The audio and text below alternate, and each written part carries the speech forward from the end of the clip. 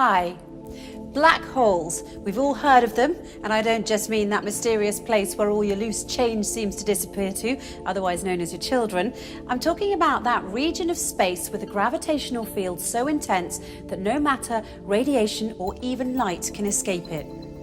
There's a joke that astrophysicists like to tell, and it goes something like this. A star walks into a black hole, but it doesn't seem phased. The black hole turns to the star and says, "Sir, I don't think you understand the gravity of this situation."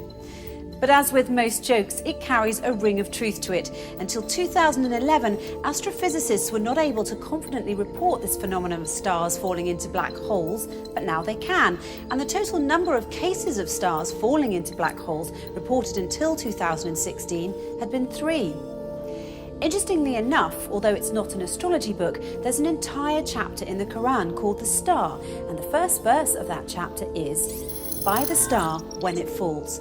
In this chapter, the Quran describes characteristics of a place so similar to what we now know as fitting the description of the black hole that it will send a shiver down your spine. In the Islamic faith, it is believed that God granted Prophet Muhammad a special trip to the heavens. This trip was miraculous, of course, as there was no technological way the Prophet could have taken such a journey at the time, seeing as how planes hadn't even been invented, let alone rocket ships. Nonetheless, if you study this miraculous night journey closely, you'll find that there are many clues to prove that this incredible journey did indeed occur. Not only that, where it took place turns out to be of great interest too, because astonishingly enough, the description of the area the Prophet ascended to matches the characteristics of what we now know about the black hole. So let's look at what we now know about the black hole through the recent discoveries of science and compare it to the mysterious area the Quran describes in its pages as part of this miraculous night journey the Prophet took. Firstly, in verse 16 of chapter 53, the Quran describes this place in space as very dark. In fact, it describes it as darkness covered or draped in darkness, which is not surprising. Space is a pretty dark place.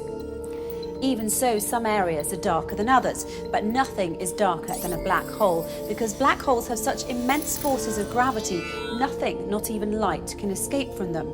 That's why they're black. And because they're black, they are veiled from direct observation. They nevertheless reveal themselves indirectly, as scientists have special tools that can help them see how stars that are very close to black holes act differently than other stars because of the immense force of gravity that black holes have, and this helps them identify the location of black holes. Secondly, according to the Quran, when ordinary people look at this dark area in space, they can't see it directly as their eyes bypass or surpass the boundary of this area, and they only see beyond it or around it.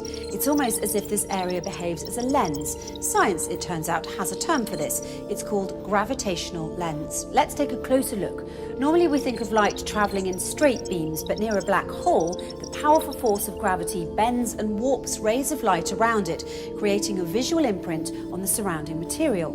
Astrophysicists have proved that a black hole bends light to act like a cosmic magnifying glass, giving astronomers a view of an even more distant galaxy behind it. And this, my friends, is what we call a gravitational lens. However, the Quran brings our attention to an interesting fact regarding this matter in verse 17 of chapter 53, when it says, "The eyesight of the Prophet Muhammad did not swerve, nor did it pass beyond the boundary. He certainly saw it as one of the greatest signs of his Lord." Could this verse be alluding to the fact that the Prophet Muhammad actually visited the black hole and looked at it directly? Thirdly, the Quran describes this area's shape, wide at the top with sloping sides and a narrow tube at the bottom, almost funnel-shaped.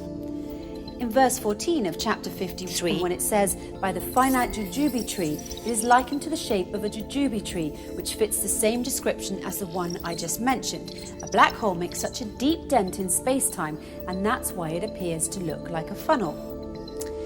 Despite the black hole's effects on the movement of matter and its tremendous suction power, the black hole's space-time dent remains hidden behind its event horizon, and it's always surrounded by an area which does not allow light to escape and therefore cannot be directly observed. And fourthly, once again, in verse 14, chapter 53, "By the finite jujube tree," the Quran reveals that this area is finite. So how does this claim stack up with the science? Until recently, it was assumed that black holes had such an infinite strength of gravitational field that occurs deep within them, ensuring that nothing, not even light, can ever escape them, and a trip into a black hole is a one-way journey.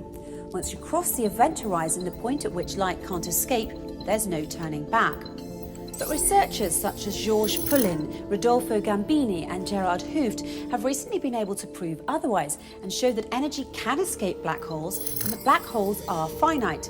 This essentially means that black holes don't end in an infinite density, but rather act as a portal to another universe.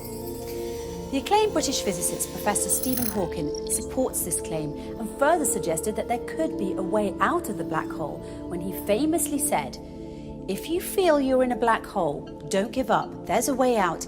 It might have a passage to another universe, but you couldn't come back to our universe. So although I'm keen on spaceflight, I'm not going to try that." In conclusion, the Quran swears by the star when it falls that the Prophet Muhammad travelled through space and reached an area which, according to the Quran, is one of God's greatest signs, an area that is much darker than its surroundings. This darkness hides its funnel jujube tree shape underneath, and no one can see this area directly, as his or her eyesight will swerve and pass beyond its boundary. Finally, we're told that this area is finite and a portal to another universe. So it would seem that the Quran and astrophysicists agree, as the way in which the Quran describes this mysterious area matches what we now call the black hole.